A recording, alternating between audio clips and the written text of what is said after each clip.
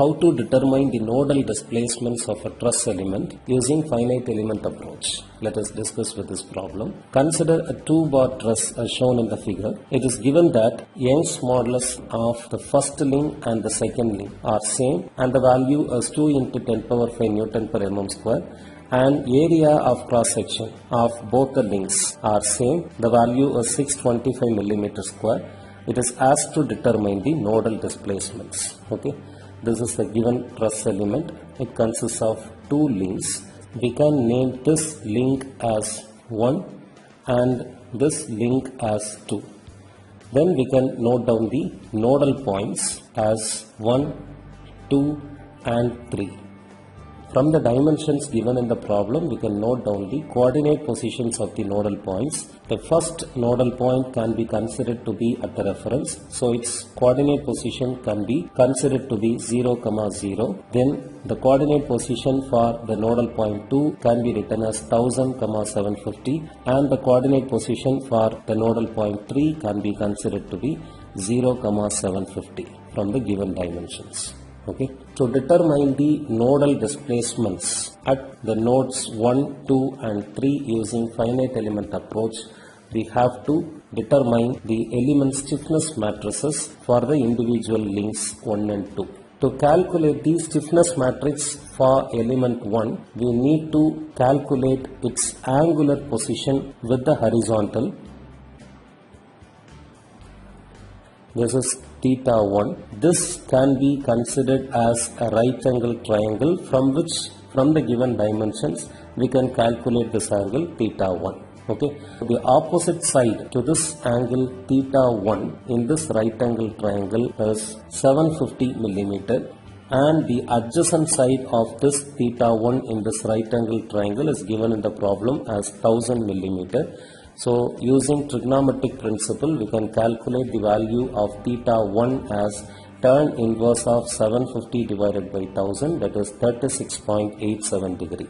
The formula for stiffness matrix of truss element is AE by L into this matrix. Okay. Here A is the cross-sectional area of the first link, that is directly given in the problem, and the Young's modulus value is also given in the problem. The length LE of the first link can be calculated using the coordinate positions of nodal points 1 and 2 as root of 1000 minus 0 the whole square plus 750 minus 0 the whole square, from which we can get the value of the length of the first link as 1250 millimeter. In the formula, this C represents cos theta. So here theta for the first link has been calculated as 36.87 degree. So C is cos 36.87, that value is 0.8. And in the stiffness matrix formula, S is sin theta. So for the first link, sin 36.87 is 0.6. For substituting in the stiffness matrix formula, we have to calculate the values of C square, CS and S square. C square value is 0.64, CS is 0.48 and S square value is 0.36. By substituting the values in the stiffness matrix formula, we can get the stiffness matrix for the first element K1 as 10 power 5 into this matrix. This stiffness matrix K1 is obtained for the first element. That element is obtained by connecting these two nodal points 1 and 2. Okay.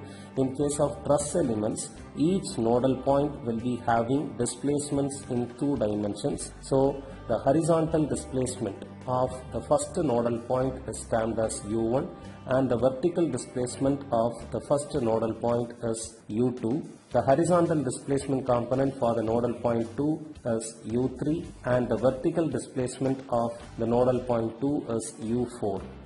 The horizontal displacement component of nodal point 3 is U5 and the vertical displacement component of nodal point 3 is U6. So the displacement components corresponds to the first element is U1, U2 and U3, U4. Okay. So in the stiffness matrix expression obtained for the first element, we can name the rows and columns as 1, 2, 3, 4, 1, 2, 3, 4. corresponds to the displacement components of nodal points 1 and 2. Okay. Similarly, we can calculate the stiffness matrix for element 2. To calculate the stiffness matrix, we should know the angle of the second element theta 2. The element 2 is obtained by connecting the nodal points 2 and 3. The nodal point 2 is here, the nodal point 3 is here. By drawing a line in 180 degree angle, that is in the direction opposite to the 0 degree, then we can get the link 2, that is element 2 of the truss element. Okay. So theta 2, that is the angle of the element 2 is 180 degree. C is cos theta, so for element 2 cos theta is cos 180 degree, the value is -1. S is sin 180, the value is 0. C square is 1, the value of Cs is 0 and S square is 0. Okay.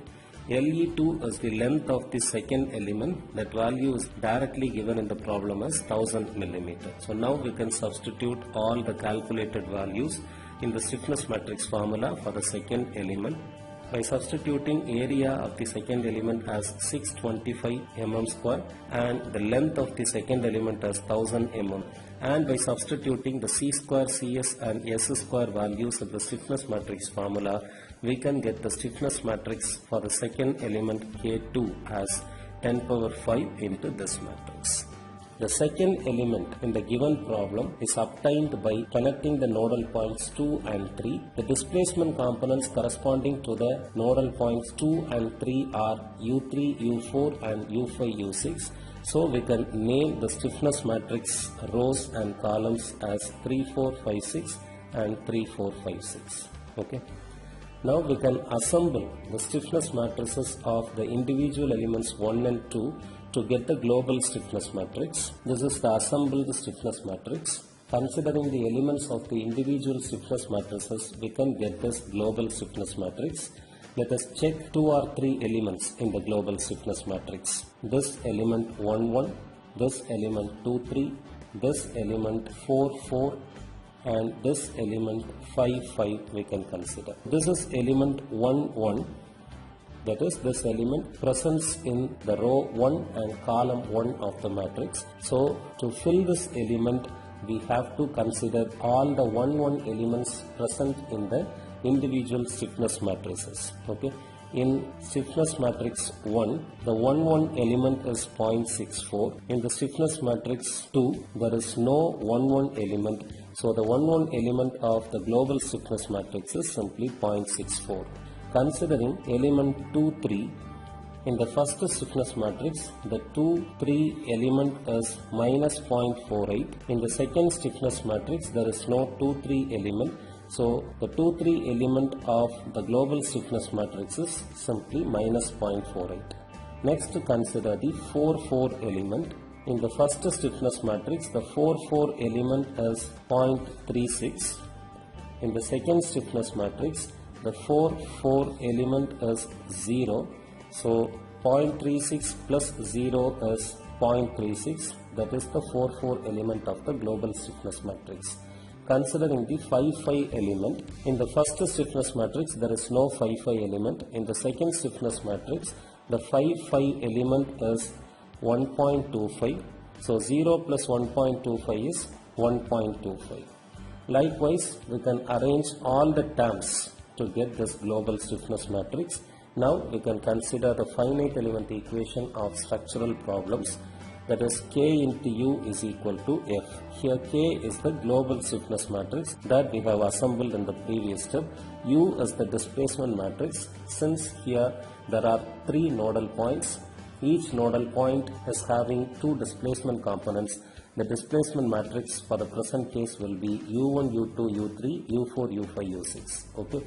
Similarly, at each nodal point in 2 directions, that is along X and Y directions, we can apply loads. So the force matrix for 3 nodal point case will be F1, F2, this is for the first nodal point, F3, F4, this is for the second nodal point, and F5, F6, this is for the third nodal point.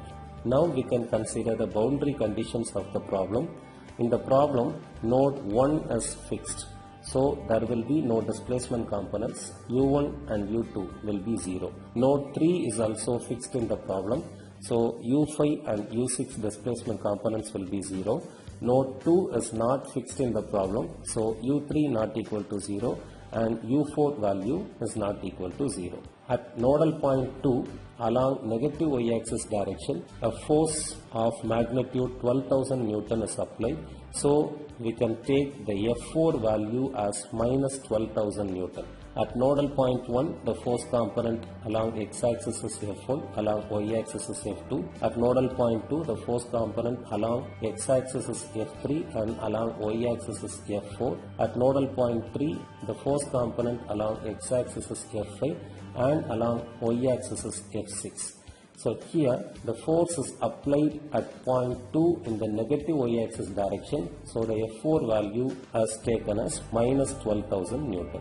All the remaining force components F1, F2, F3, F5 and F6 are equal to 0. So by substituting these boundary conditions in the finite element equation, we can get this step. Here U1 is 0. So we can cancel the first row and first column of the matrix. U2 is 0. So the corresponding rows and columns of the stiffness matrix can be cancelled. Okay. U5 is 0. The corresponding rows and columns of the stiffness matrix can be cancelled. And U6 is 0. So the sixth row and the sixth column of the stiffness matrix can be cancelled. Okay. So we can have two equations with two unknowns from the remaining elements of the matrix. From the remaining elements of the matrix expression, that is 1.89 into 10 power 5 U3 plus 0.48 into 10 power 5 U4 is equal to 0 and 0.48 into 10 power 5 U3 plus 0.36 into 10 power 5 U4 is equal to minus 12,000. By solving these two equations, we can get the displacement component U3 as 0.128 millimeter and U4 as minus 0.504 millimeter.